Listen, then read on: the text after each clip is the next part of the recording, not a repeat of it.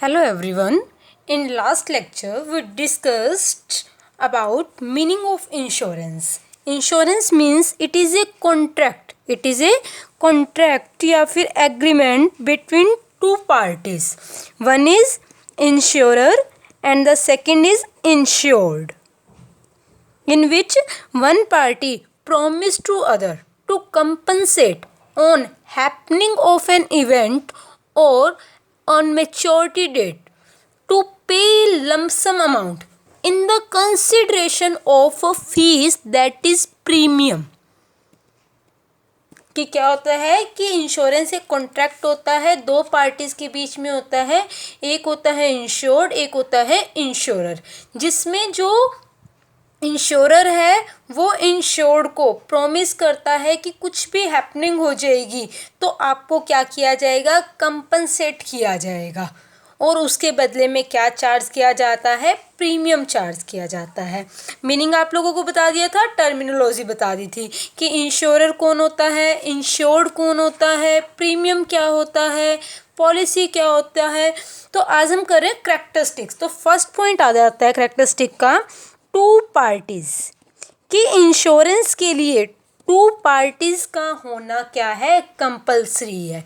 हमेशा to parties होती हैं, वन जो इंश्योरेंस करवाती है और सेकंड जो इंश्योरेंस करती है. यानी कि जो इंश्योरेंस कर रही है यानी कि कंपनी, दैट इज इंश्योरर. और जो इंश्योरेंस करवा रहा है, जिसका इंश्योरेंस हो रहा है, दैट इज इंश्योर्ड. तो इंश्योरेंस के लिए क्या कम से कम क्या होनी चाहिए, टू पार्टीज होती हैं, एक पर्सन, एक कंपनी, एजेंट हम बोल सकते हैं, वो होता है इंश्योरर, और जिसका इंश्योरेंस किया जाता है या फिर जो पर्सन इंश्योरेंस करवाता है वो कौन होता है, इंश्योर्ड. उसके बाद सेकंड पॉइंट आता है, based on utmost good faith. कि जब इंश्योरेंस करवाया जाता है ना, तो जो इंश्योरेंस पॉलिसी ली जाती है वो इस प्रिंसिपल पर बेस्ड है. इसका मतलब क्या है कि जिस टाइम पॉलिसी ली जाती है, जिस टाइम एग्रीमेंट साइन होता है टू पार्टीज के बीच में, तो दोनों को, मतलब दोनों पार्टीज, इंश्योरर और इंश्योर्ड, इनको कोई भी इंफॉर्मेशन छुपानी नहीं चाहिए.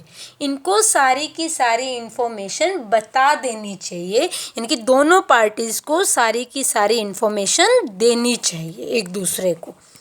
इन केस अगर एक पार्टी कोई बात छिपाती है दूसरी पार्टी से, तो उस केस में पॉलिसी क्या हो जाती है, कैंसल हो जाती है. मतलब इंश्योर्ड है, जो पर्सन इंश्योरेंस करवा रहा है वो भी सारी की सारी इंफॉर्मेशन दे. उसके अलावा वो एजेंट जो इंश्योरेंस कर रहा है वो भी पॉलिसी से रिलेटेड सारी की सारी टर्म्स कंडीशन पहले ही उसको क्या कर दे, क्लियर कर दे. अगर कुछ बात छिपाई गई है, बाद में पता चलता है, तो उस केस में क्या हो जाती है, पॉलिसी कैंसल हो जाती है. क्या हो जाती है, कैंसल.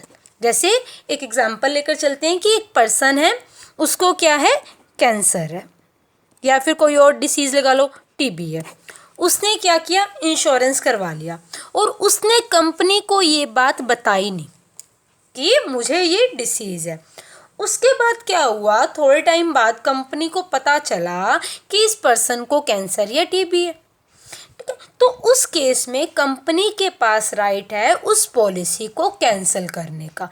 मतलब कंपनी उसे कंपनसेट नहीं करेगी क्योंकि उसने पहले ये बात छिपाई. तो जो इंश्योरेंस होता है वो किस पर बेस्ड होता है, अटमोस्ट गुड फेथ. मतलब कि दोनों पार्टीज़ को क्या करना चाहिए, सारी की सारी इंफॉर्मेशन बता देनी चाहिए, कुछ भी छिपाना नहीं चाहिए. उसके बाद आता है third point, based on cooperative system.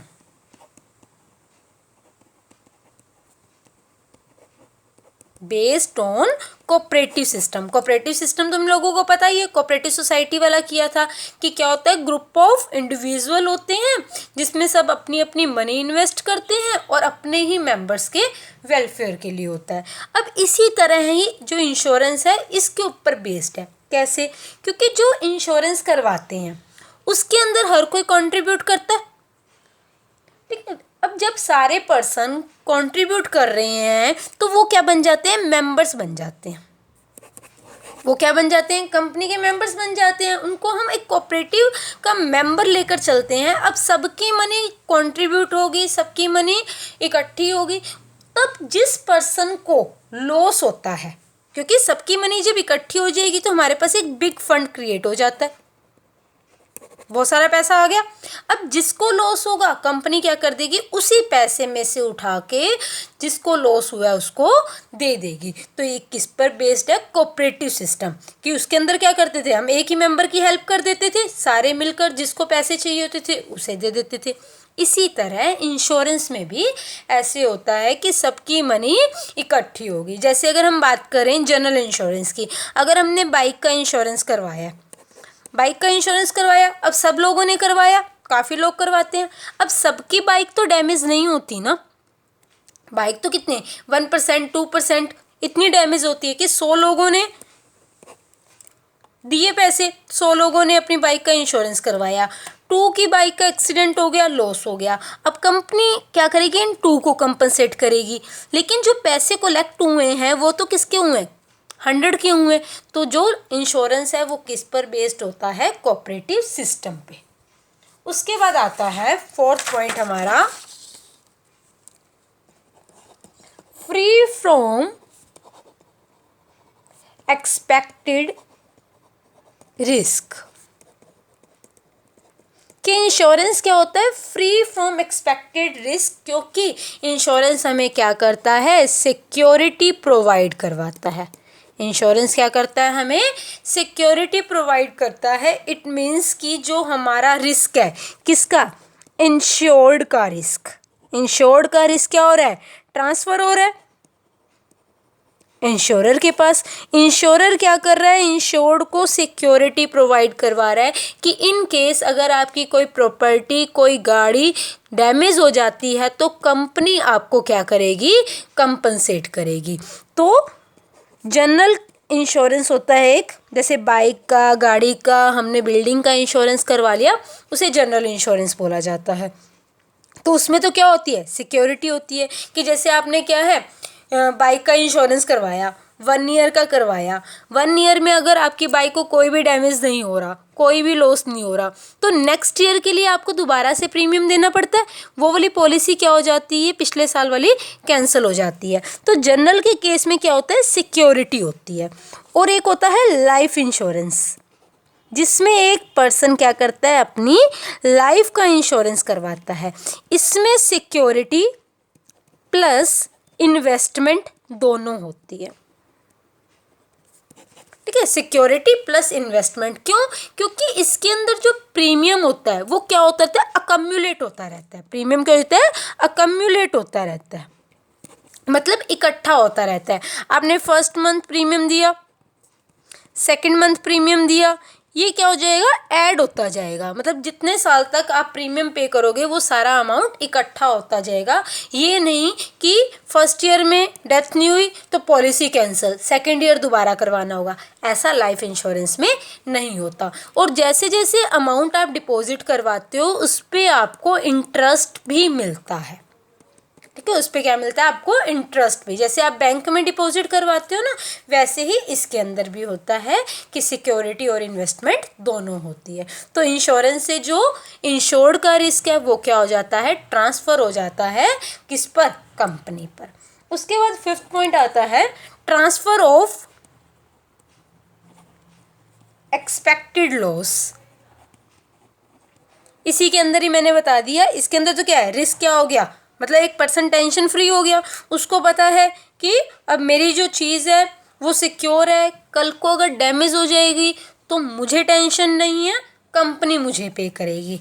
और ट्रांसफ़र ऑफ एक्सपेक्टेड रिस्क, कि यहाँ का रिस्क कहाँ ट्रांसफ़र हो रहा है, यहाँ पर।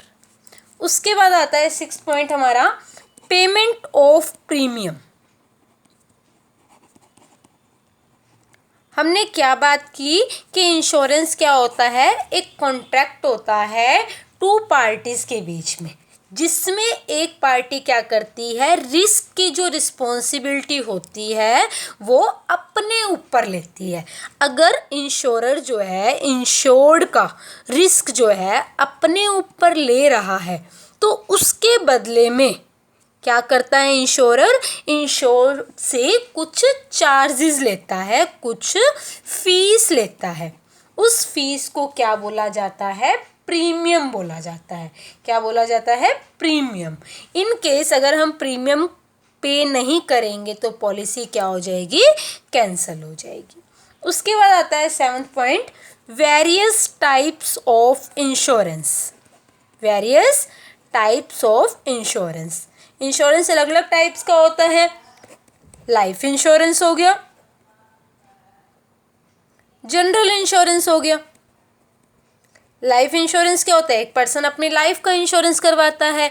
अगर वो क्या है, ब्रेड अर्नर है, तो वो ये सोचता है कि इन केस अगर मेरी डेथ हो जाए तो मेरी फैमिली को कोई प्रॉब्लम फेस ना करनी पड़े, तो इसलिए वो क्या करवा लेता है, लाइफ इंश्योरेंस करवा लेता है। जनरल इंश्योरेंस जो करवाया जाता है वो हम अपनी गाड़ी का करवा लेते हैं, अपने घर का करवा लेते हैं, अपनी बाइक का करवा लेते हैं। थेफ्ट इंश्योरेंस होता है और उसके अलावा मरीन इंश्योरेंस होता है। शिप वगैरह से जब गुड्स जाती है ना, उसके लिए भी हम इंश्योरेंस करवा लेते हैं। तो इंश्योरेंस डिफरेंट डिफरेंट टाइप्स का होता है। इसके बारे में डिटेल में हम आगे पढ़ेंगे। उसके बाद आ जाता है हमारा 8th point, happening of an event.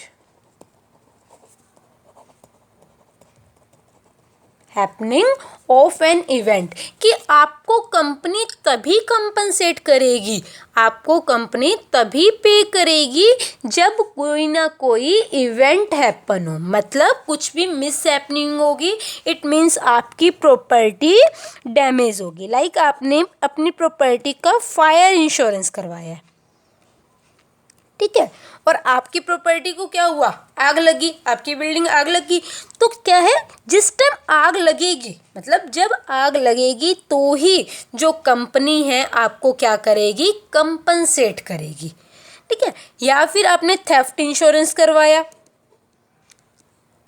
आपकी बिल्डिंग में से चोरी होगी, आपका जो सामान था वो चोरी हो गया, उस केस में कंपनी आपको कंपनसेट करेगी। It means happening of an event, जब कोई घटना घटेगी, कुछ भी हैपन होगा, कोई भी इवेंट हैपनिंग होएगी, उस केस में ही कंपनी आपको कंपनसेट करती है।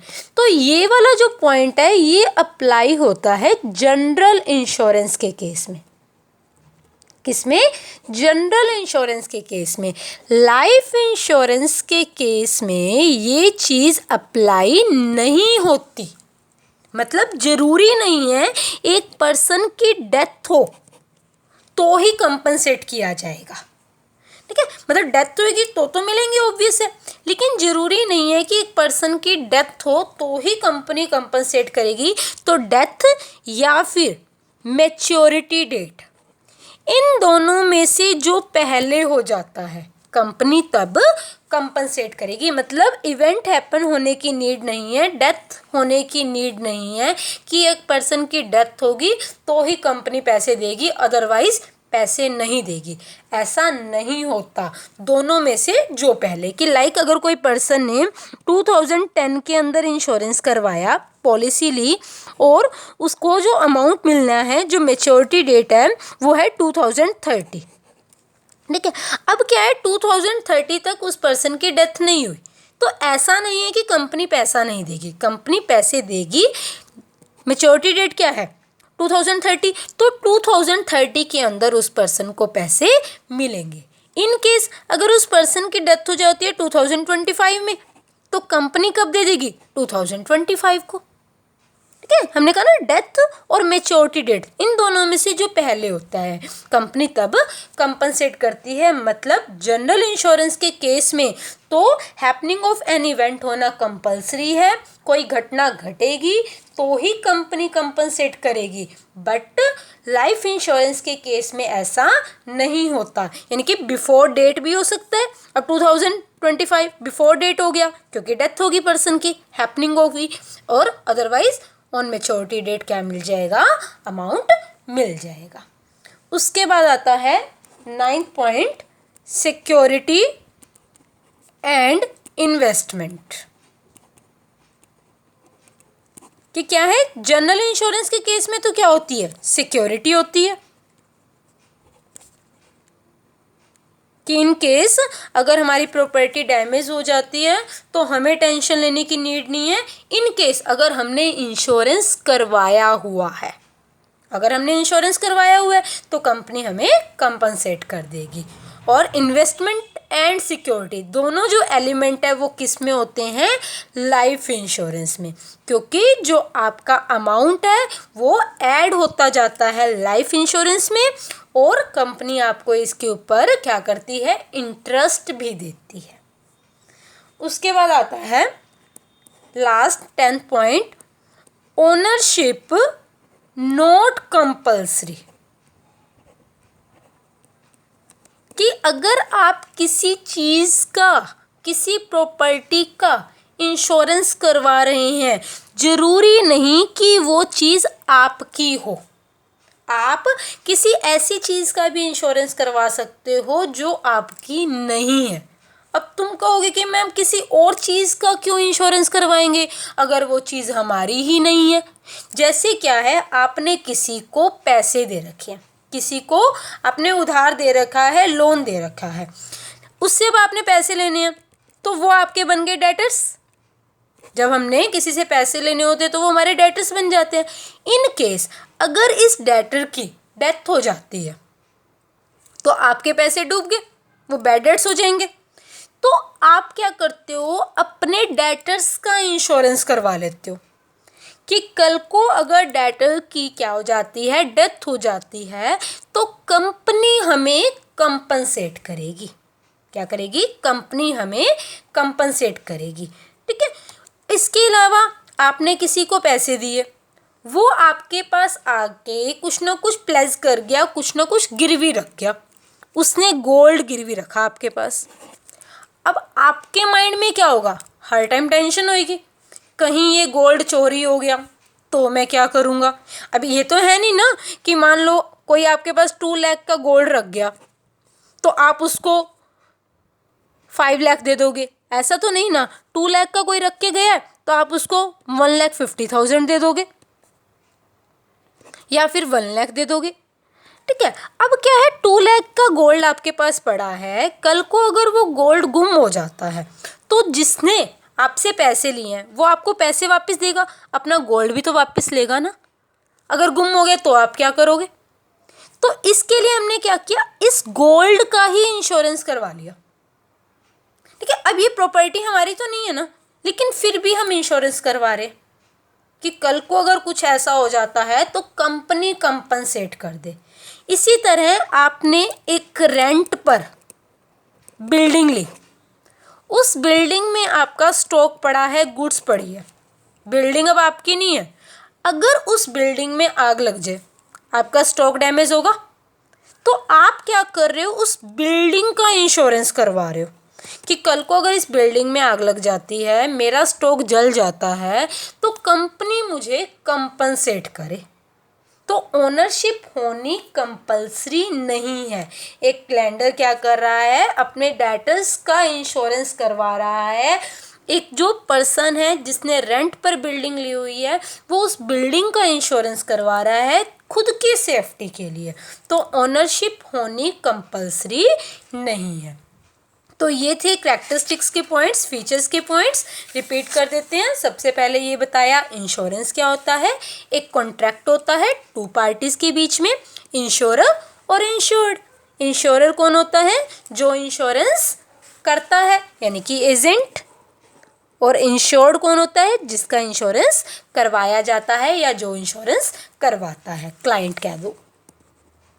उसके बाद 2 parties, insured and insurer, based on utmost good faith, कि जिस टाइम पॉलिसी ली जाती है उस टाइम दोनों को सारी की सारी इन्फॉर्मेशन डिस्क्लोज कर देनी चाहिए, कुछ भी कंसील नहीं करना चाहिए, कुछ भी छिपाना नहीं चाहिए। क्योंकि अगर वो पर्सन दोनों में से कोई भी किसी बात को छिपाता है और बाद में पता चलती है तो उस केस में पॉलिसी कैंसिल होने के चांसेस होते हैं। बेस्ड ऑन कोऑपरेटिव सिस्टम कि क्या करते हैं, सबकी मनी क्या हो जाती है, कंट्रीब्यूट हो जाती है, मनी क्या हो जाती है, कलेक्ट हो जाती है और जिसको चाहिए होती है उसको दे देते हैं। इसी तरह इंश्योरेंस के केस में क्या होता है, सब मेंबर्स की, सब क्लाइंट्स की मनी इकट्ठी होगी, जिस कस्टमर को लॉस हो रहा है कंपनी उसे कंपनसेट कर देती है। उसके बाद फ्री फ्रॉम एक्सपेक्टेड रिस्क, हमारा जो रिस्क है वो क्या, उससे हम क्या हो जाते हैं, टेंशन फ्री हो जाते हैं, क्योंकि हमें पता है कि कंपनी हमें कंपनसेट कर देगी। और रिस्क क्या हो गया, इंश्योर्ड से इंश्योरर को ट्रांसफ़र हो गया। अब जब वो रिस्क अपने ऊपर ले रहा है, यानी कि एक कंपनी क्या कर रही है, अपने कस्टमर को प्रॉमिस कर रही है कि इन केस अगर लॉस होगा तो हम आपको कंपनसेट करेंगे, तो उसके बदले में फीस चार्ज करती है, जिसे हम क्या बोलते हैं, प्रीमियम बोलते हैं। डिफरेंट टाइप का इंश्योरेंस होता है। लाइफ इंश्योरेंस, कोई पर्सन अपनी लाइफ का इंश्योरेंस करवा रहा है कि इन केस अगर उसकी डेथ हो जाए उसकी फैमिली को कोई प्रॉब्लम फेस ना करनी पड़े, या फिर अपने किसी बॉडी पार्ट का इंश्योरेंस करवा रहा है, जैसे एक सिंगर है वो अपने गले का इंश्योरेंस करवा रहा है, तो वो भी किस में आ जाता है, लाइफ इंश्योरेंस में। जनरल इंश्योरेंस, हम किसी बिल्डिंग का, किसी गाड़ी का, बाइक का, स्कूटी का इंश्योरेंस करवाते हैं तो वो जनरल इंश्योरेंस में आ जाता है। उसके बाद है हैपनिंग ऑफ एन इवेंट कि जनरल इंश्योरेंस के केस में तो कंपनी तभी आपको कंपनसेट करेगी इन केस कुछ भी हैपनिंग होती है, मतलब आपकी प्रॉपर्टी डैमेज होती है। ओके, बट लाइफ इंश्योरेंस के केस में हैपनिंग ऑफ एन इवेंट होना कंपल्सरी नहीं है।